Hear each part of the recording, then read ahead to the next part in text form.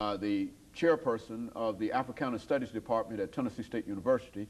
And of course, Dr. Al-Hadid, before we had our short commercial break, we were talking about the racial configurations, I guess, in Brazil. But let's allow you to continue that discussion to not only talk about South America, but to bring in some information relative to North America and make the comparisons and et cetera that you'd like to make.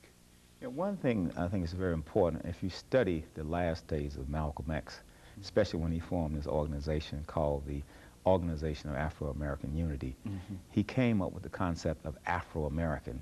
Now, when we think of Afro-American, we think of Africans, of people of African descent inside of America. But when Malcolm spoke of African Americans, he was talking about brothers in the Caribbean and South America, that whole idea of Afro being people, anyone of African descent in the diaspora. And so the thing that we have to recognize here inside the United States, that we have Africans from all parts of the world. We have Africans in this country from Jamaica, from Trinidad, from Nigeria, from Ghana. And this configuration inside of America almost is a microcosm of the African world. So we have a microcosm of the African continent, and we also have a microcosm of the African world. And one of the big problems that we struggle with in the field of Africana studies is to get people of African descent talking to each other in spite of who they were colonized by. A lot of times, because our brothers are from the Spanish-speaking part of the world, they might be Puerto Ricans, or they might be of some other group that speaks Spanish, or from Mexico or Panama, then we don't tend to identify them because we see them as being different.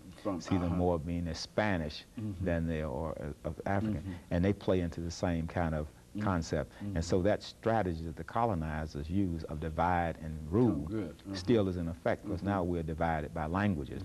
And that's one of the main reasons we put a strong emphasis on our majors learning a European language other than English, so that when we go to places such as Martinique, where they speak French, our students can communicate. Or if we go to Senegal, they can communicate beyond the barrier of the English language.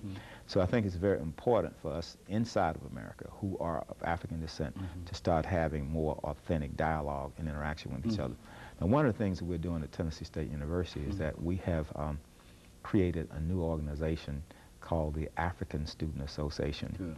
And when the brother came to me to form that organization, at first he wanted to form an organization that would represent continental Africans. But I told him, I said, Africa is where Africans are. So he expanded the concept. The whole concept. So now this organization comprises students from the African continent, from the Caribbean, from South America. So if you are a black man, as Peter Tarr said, you're an African. Regardless of how you might describe yourself. How you might describe yourself, and regardless of the fact that you don't speak Kiswahili or Yoruba or Hausa, the fact is that genetically and historically and even culturally, we're still just as African as we ever were.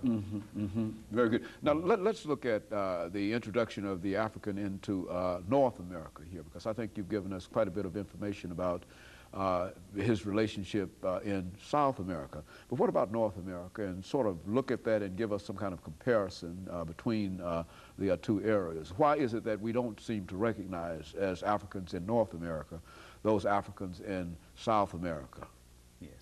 One thing that I think is important to realize is that a lot of times when we think about Afro-American history or African-American history, the first thing we start with Jamestown, Virginia, 1619. And we fail to realize that the slaves didn't, in the beginning, didn't come directly from West Africa to Jamestown, Virginia. That many of them were taken to the Caribbean, where they underwent what the slave masters called seasoning, where they were broken in, where they were beaten unmercifully to the extent that they stopped speaking their African language, they stopped speaking they stopped practicing their various African religions. And then after the slave masters felt that they had been domesticated or seasoned, then they were brought to North America and put inside of 13 colonies. So we have to remember that whole middle passage coming from the Guinea coast, from West Africa, then going to the Caribbean, and then we were broken in there and then brought to the east coast of the United States. So that is the connection through the Middle Passage. We were Caribbeans before we were African Americans. And so there's more of a relationship between Africa and South America and the Caribbeans, and then into the North American continent, rather than directly from Africa to the North American continent. It was very late in the slave trade when slaves would start coming directly from West Africa. They always went to the Caribbeans, and then they were brought inside of the United States. But it was at that point they had been just humiliated and degraded to the point that they were just, many of them just didn't have the will to rebel against the slave system. On the other hand, there were those that did not work on the plantation in Jamaica. They, as I said earlier, ran into the mountains. These were called the Maroons.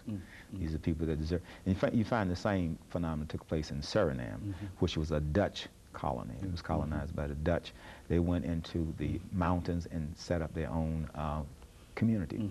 As a matter of fact, one of our graduates, Levi Watkins Jr., actually went into the Suriname to study an African community there. And that community is an exact replica of a comparable community in Africa itself.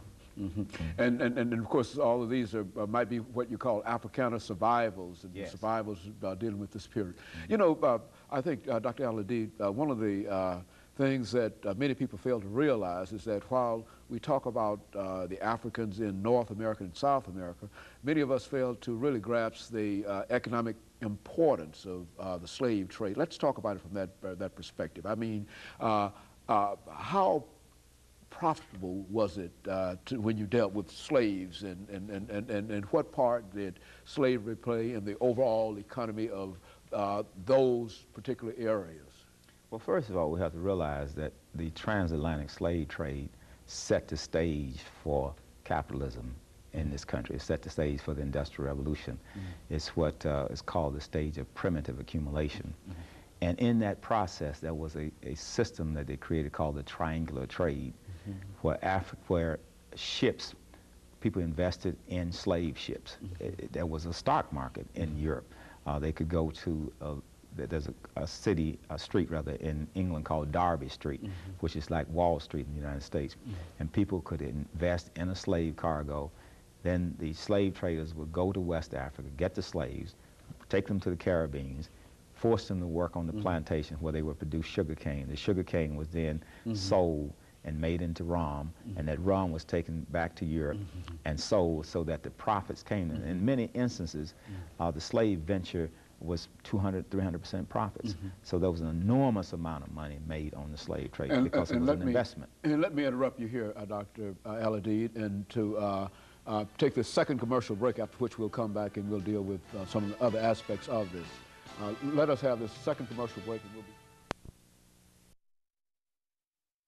the chairperson of